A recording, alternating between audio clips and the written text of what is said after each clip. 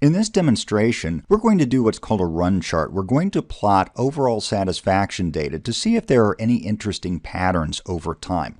Also, we'll demonstrate some of the more advanced run chart features. Let's open the file Patient Data and begin. This demonstration is going to focus on column I, which is overall satisfaction. We want to start by simply plotting that out over time to see if there are any interesting patterns, which could be trends up, trends down, just any odd-looking patterns over time. To do this, we go to Graphical Tools and select the Run Chart. We'll use the entire table next. Let's dump in overall satisfaction as the Y variable. You have a choice for what you show as the center line on this. You could show no center line, the mean, or the median. If you know that your data are normal, we can show the mean.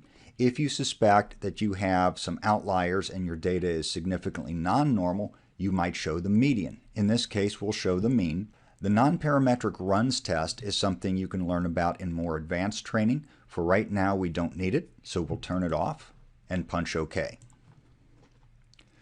We immediately get this. When you're presented with a run chart like this, the first thing you want to do is scan through for any odd-looking patterns. Later in the control section, you will be trained in control chart patterns. There are 8 different patterns that we look for. But for right now, we're looking for big trends up and down and any odd-looking patterns. We're really not seeing those. The data appear to be just bouncing around quite randomly over time. So what use is this for us? Well, remember Bobs and wows, best of the best and worst of the worst. Let's look at the worst of the worst. Well, the first thing I notice when we look down here is that we have 4 pieces of data where the patients absolutely hate us. They had very bad experiences and they rated us very low. When I look over at the scale on the left, I notice that the scale is kind of odd. Our survey is on a 1 to 5 scale, but this goes from 1.72 up to 4.72. Let's change that. If you go up here and click on Set Y-axis Min and Max, we can put in 5 for the maximum and 1 for the minimum.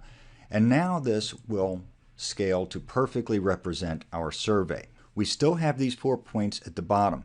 You may recall that earlier we said in a project, if you have a normal distribution, the really interesting stories are in the tails of that distribution. In this case, we have 4 people at the bottom who had very bad experiences. There's an interesting story there. We want to figure out who those people are, what happened, and make sure that never happens again. Now, reverse that and look at the Bobs, the best of the best. Across the top, we have some interesting people that really love us. They had fantastic experiences. These may be some best practices that you want to study and make certain that we keep doing that in the future. Now, there are some advanced features that might help us out. What if I told you that all the angry patients came from one particular office and all the really happy patients came from a different office?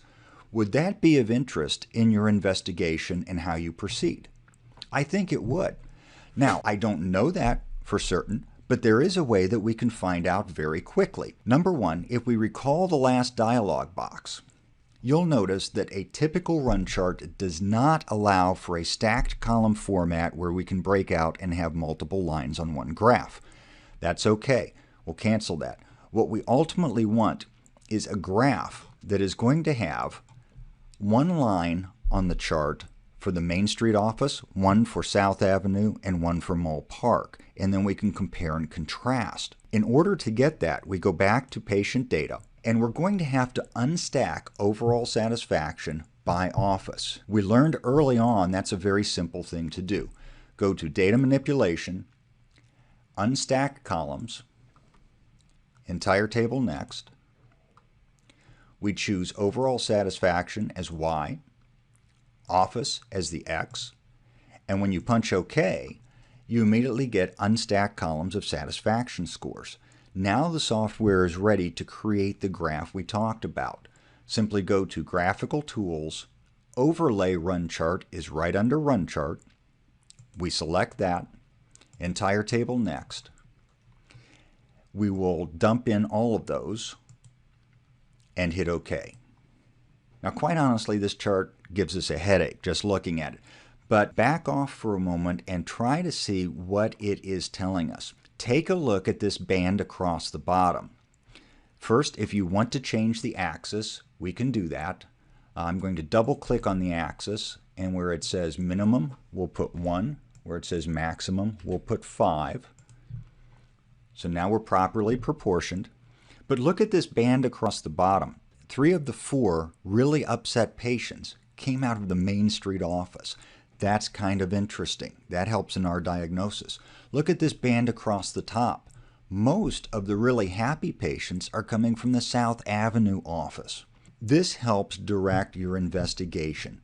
This may be something that you would pick up on a dot plot, maybe not. So when we look at center shape and spread of the data, how we're performing versus target, and also how we're performing over time, all of that together guides our diagnostic process and also guides how you might generate some improvement ideas.